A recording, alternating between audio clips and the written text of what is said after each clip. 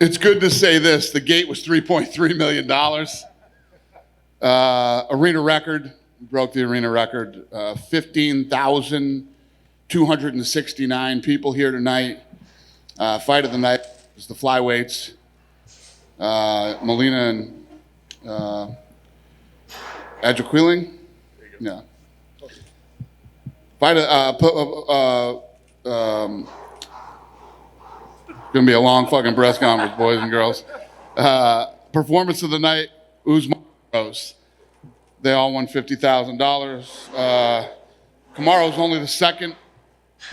The fuck is going on back there?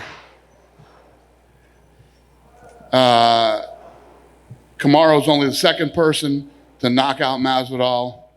And Rose is the first female to ever title. I guess it's never been done before. So congrats to all of them. What a week. What a night.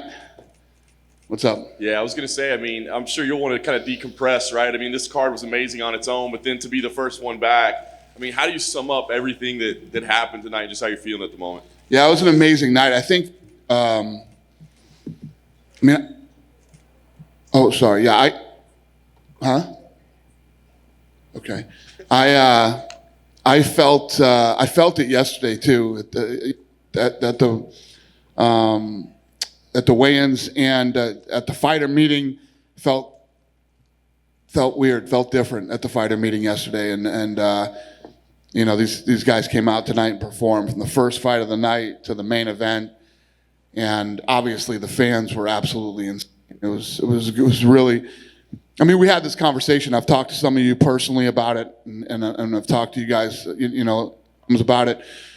But there's just a different energy you get when people are here. And tonight was insane. We've got a lot to talk about in terms of fights, but Chris Weidman, what's the latest with him? Do you have any medical updates on him? He's stable right now, and he'll have surgery in the morning. Jimmy Crute as well. I mean, was that one of those weird ones with the nerve, or did he maybe a ligament? Do we know? Yeah, no, I don't think that's a nerve. I think he blew his knee. There's something wrong. And listen, I'm no doctor, but yeah, his knee is not right. Let's talk about Kamaru Usman. As you said, just an absolutely amazing performance for him tonight. I don't think anybody saw the fight ending that way. Just what are your thoughts on him? And he's saying, hey, I'm pound for pound number one. I mean, are you looking at him as that as well? Yeah, listen, I think we can all agree. No matter how you feel, you know, the guy's getting booed in there tonight. He's one of the best ever, and he's on his way to probably being the greatest of all time. I mean, the guy is an absolute stud. He looks better every time he comes out. You know, these people talk about him being boring. You're an idiot. You're an idiot if you think this guy's boring. He hasn't been in a boring fight in a while, and, you know, he changed after he did that whole I only gave 30% tonight thing. He's been a different human being ever since the RDA fight. No doubt. Colby Covington was in the building. Does that seem like the fight to make now? I mean, obviously the history there. It's the fight to make. Yeah, he's the number one guy in the world. And, you know, Usman's thing was he didn't want him to be the backup. He's like, I want Masvidal, then I want a camp, and I'll take him again. And, you know, he's like, I'm going to start lapping these guys.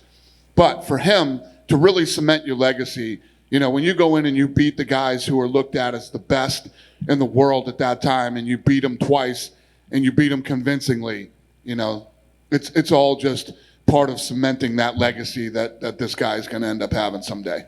Can you get your thoughts on Rose? Obviously an incredible win for her, and then emotional scenes. I mean, Joe Rogan's in there crying. I mean, what were your thoughts on just the whole thing? Tonight was special, man. Tonight was a special night in so many different ways. You know, monumental for us to be back first. Yeah, it was a big night, and everybody fought like it was a big night. Yeah.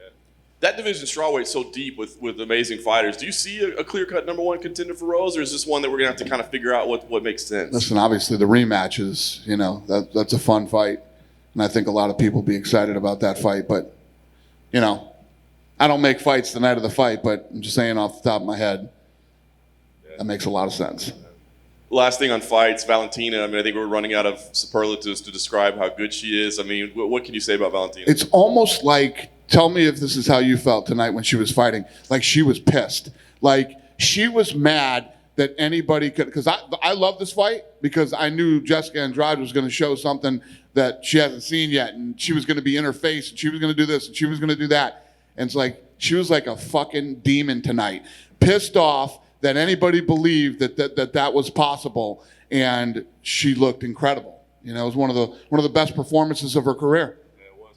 And so everybody's saying, look, the only person that could possibly beat her is Amanda Nunes. But I mean, they're in different weight classes. I'm curious. Is that an appealing fight to you, or do you feel like they should have their own kind of legacy? Yeah, their own legacies. Listen, they fought a couple times. You know, people can think whatever they want. There's always somebody else coming up. There's always a new contender, and it's not Valentina's fault that she's, you know, one of the all-time baddest women on this planet. So making her move up to 135 pounds just doesn't make sense. They did it twice. Yeah. Listen, if they both come to me and they both want to do it and whatever, then you know, I'll make it happen. But it's not something I'm thinking about. We almost got Daniel Cormier out of retirement tonight to fight Jake Paul. I'm just curious what you thought about that whole spectacle. I mean, the crowd was chanting Jake Paul. They had the little, you know, confrontation there. Listen, I've said it before and I'll say it again. This kid's done a good job of putting himself in a place to make some money, man. You know? So good for him. He's got you guys talking about him all the time and asking questions about him, and got Daniel Cormier running after him. So he's doing something right. You know, he knocked out an NBA guy that was 40 years old and 30 pounds less than him. And, you know, I don't even know what to think about the Askren thing, man. The whole thing is fucking mind-boggling to me. But, hey, good for him. Grab that money while you can, kid. I was going to say, would you ever do business with him? I mean, it sounds weird, but the numbers are there. The numbers are there? Nah, I don't know if the numbers are there. Listen, do you know what would happen to this guy? He ain't fighting in the UFC. These guys are... You're getting me talking about this fucking guy again. He's getting hand-picked opponents, and God knows what else is going on with that whole fucking thing. It's all... There is a market for that. That's not what I do. That is not what I do. People want to see that, and you know, people want to see it, and it's great. And this kid's going to make a couple bucks before this ride is over. And it's just not what I do. What I do is what happened tonight. What happened tonight is we sold this place out and it was packed. And the numbers that you're hearing that they did are full of shit. They're full of shit, okay? They didn't pull those kind of numbers at all, not even fucking close. And tonight, what happened here tonight is what I do. The best versus the best. There is a market for that. People want to see that stuff, and that kid's going to make a couple bucks, and good for him. But that's not what I do. Last thing for me, Danny, we're going back to the Apex next week, right? I mean, I'm just curious what you can say about the future right now, because I'm wondering if this weekend maybe had some venues call you, some governments call you, that sort of thing, and say, hey, you know, we see what you did there. We'd like a little piece of that too. Well, yeah. I mean, we're going to Houston. We're going to Vegas, and then we're talking about possibly Arizona, and we'll see what else opens up. But I think that after tonight, you know, give it a week, let all the fallout. There'll probably be some negative shit. Who knows? You know what I mean? I went in on the Review Journal today. I went in on the Review Journal, and let me say this to you guys. I think a lot of us here like Adam Hill and are friends with Adam Hill. And I did not say Adam Hill, right? Because I know that you all have arrogant, smug, fucking editors, pompous ass editors who write your headlines for you sometimes, and, you know, some of the other bullshit that goes in there. And it just pissed me off that the day of the fight to read that in my own hometown newspaper. Fuck the Las Vegas Review Journal. Fuck them.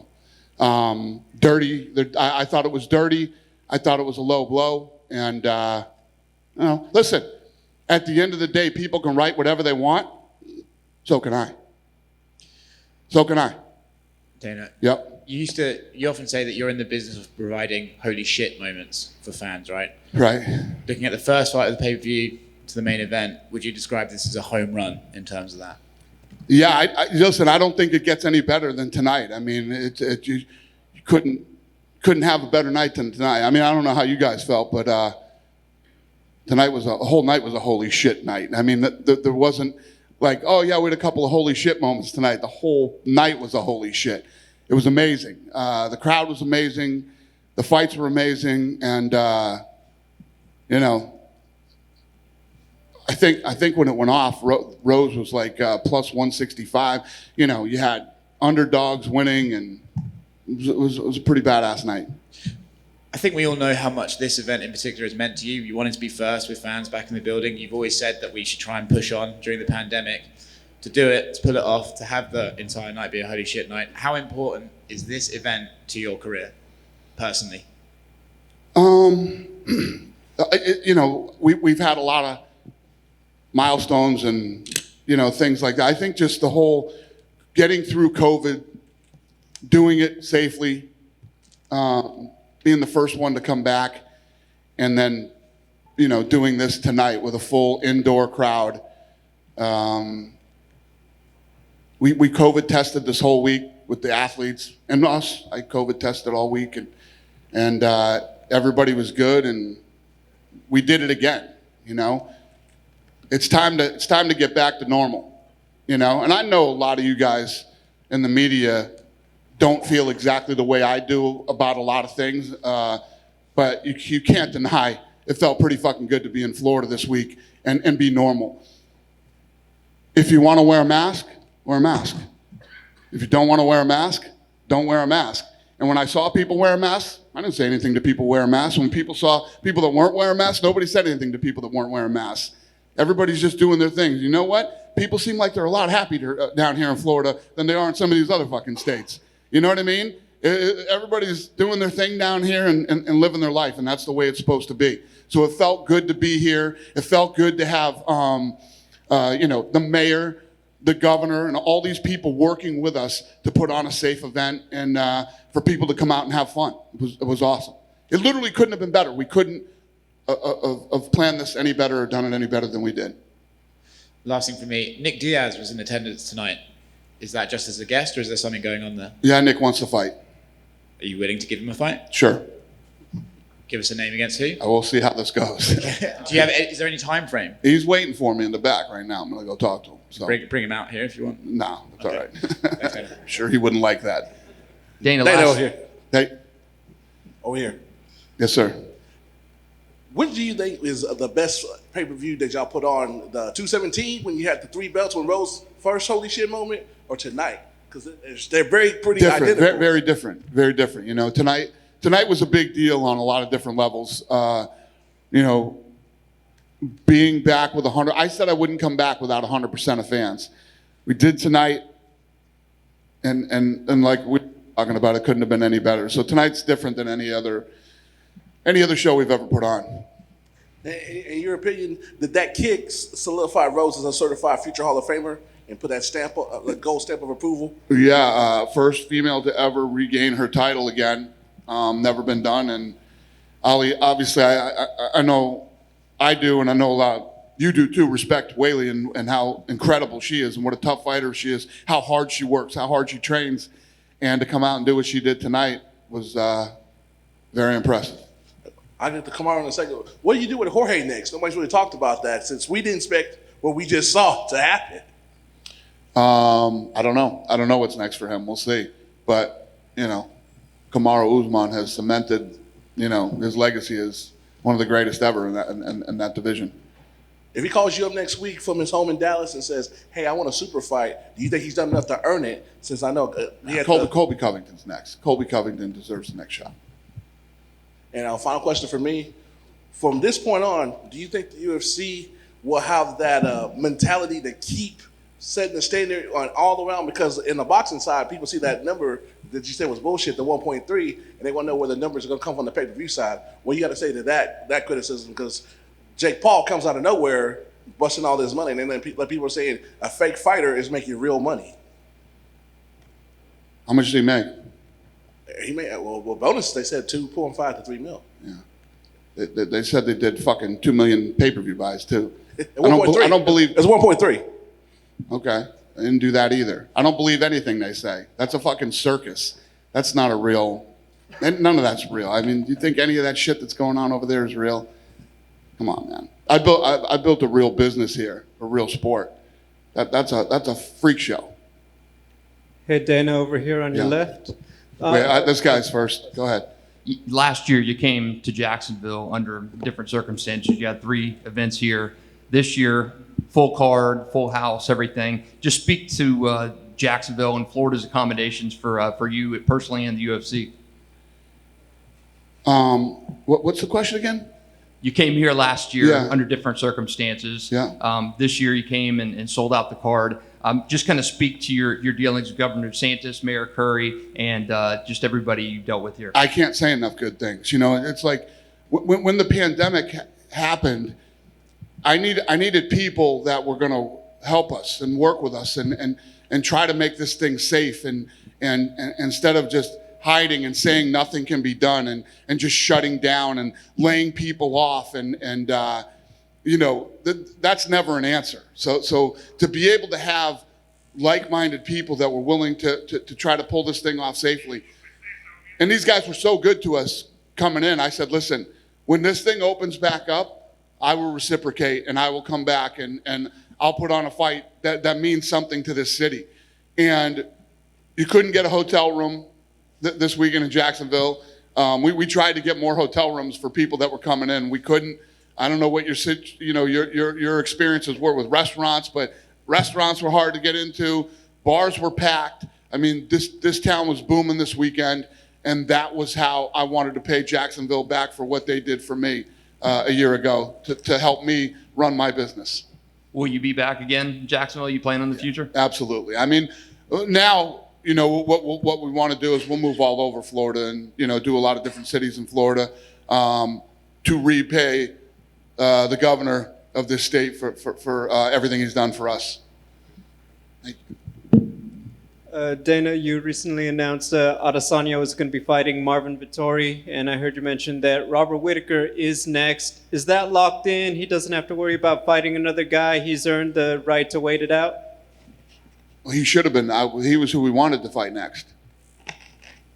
And then secondly, I'm wondering, because we're now traveling around the United States, Houston, going back to Vegas, I want to ask Abu Dhabi, is Fight Island technically still a thing, or is it that now just we're going to Abu Dhabi annually as before? No, Fight Island's a thing. I said at the last press conference, I will see you guys soon and walk you through what's next on Fight Island.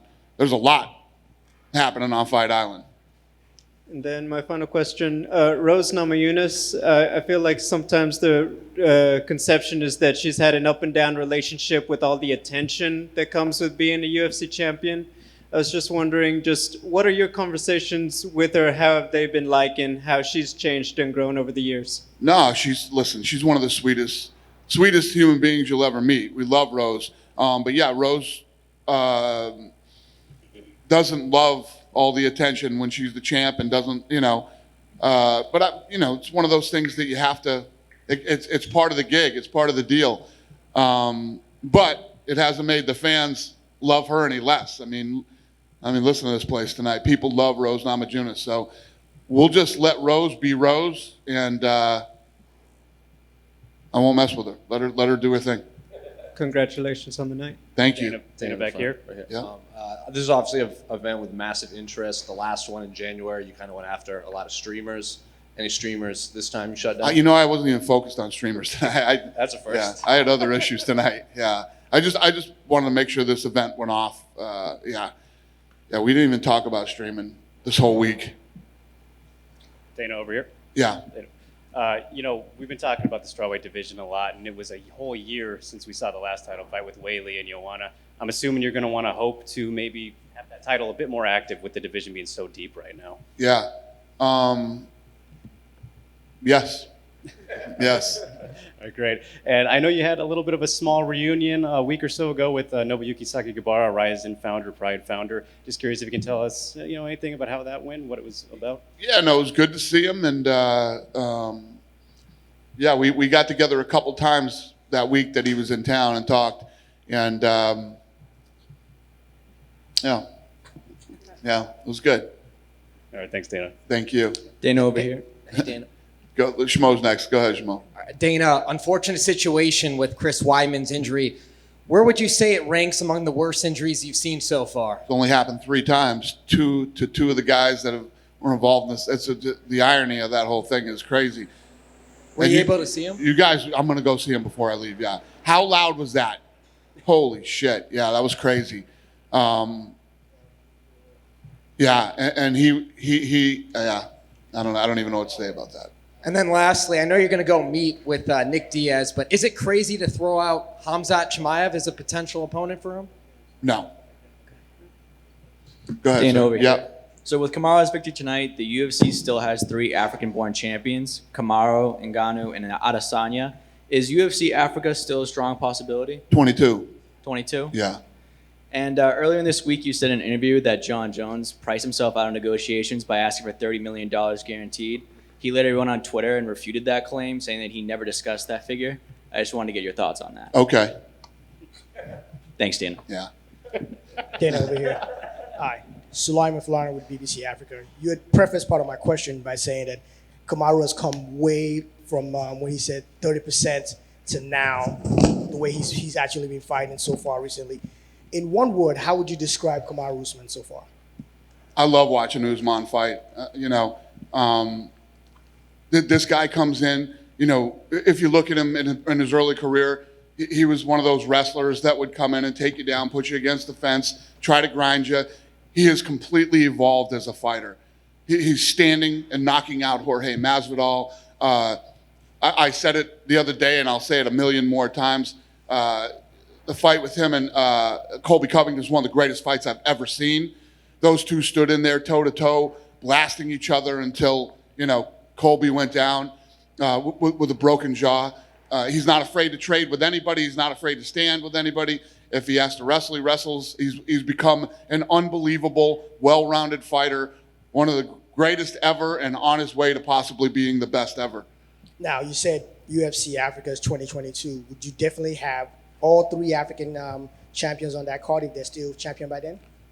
Will I have all of them on there? Yeah. Well, yeah, we'll see. Well, we'll see. You know how quick this landscape changes in a year. We'll see where we're at in 22 when we're planning on going there, and who's where and what's going on. But I also believe that the amount of talent, raw talent that is possibly over there, and if you look at what we did all over the world in places that we've gone, whether it's Europe or we went into Australia, Canada, when we put on live events in these places, it ignites, training facilities start opening up, people start training, and I think you're going to see some bad dudes coming out of Africa in the next 5 to 10 years. All right, thank you, Dana. Thank you. Dan, just a couple more.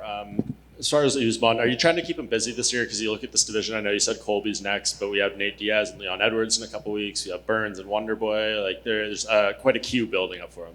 Yeah, I don't think there is. Right now, the clear-cut guy right now is Colby. And then we'll see how all these other things play out for the next contender.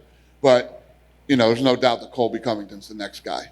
And as far as Uriah Hall, obviously kind of a weird way to get a win tonight, but is this the kind of victory that moves him forward? Because obviously, beats Anderson Silva, beats Chris Weidman, arguably the 2 greatest middleweight champions in UFC history back-to-back. Yeah. It's a weird win, like you said. It's a weird win for him. But listen, a win is a win. So you didn't really get to see what Uriah's got tonight. But, maybe we can turn him around quick and get him another fight. Do you worry this is something Chris Weidman might not be able to come back from? It's not like he's a very young guy. We saw the challenges Anderson Silva had with the same injury. I don't even want to talk about it tonight. I don't want to say anything fucking, guy's laying in the hospital right now. So let's see how he gets through this injury and we'll go from there. We'll send him our best. Thanks. Just here, Dana, Amanda and Valentina don't seem to like to talk about their third fight, but people want to see the third fight. Do you see Amanda and Valentina happening anytime soon? We just talked about this. Sorry. Welcome to the press conference. Good to see you. Sorry, we literally just talked about this. Sorry. And now that she's defending Juliana, I heard the random meet is hurt. Where does Irene Aldana stands now? If she have a fight coming soon, if she could be be ready for in case that Juliana gets injured or something like that. I'll need a translator for that one. Does Aldana have a fight Aldana? Does Aldana have a fight? And like, could she be a backup for the title fight? I don't know. I don't know off the top of my head. I don't know the answer to that question, sir. Right. Thank you. Yeah? Have a good night, you guys. Thanks.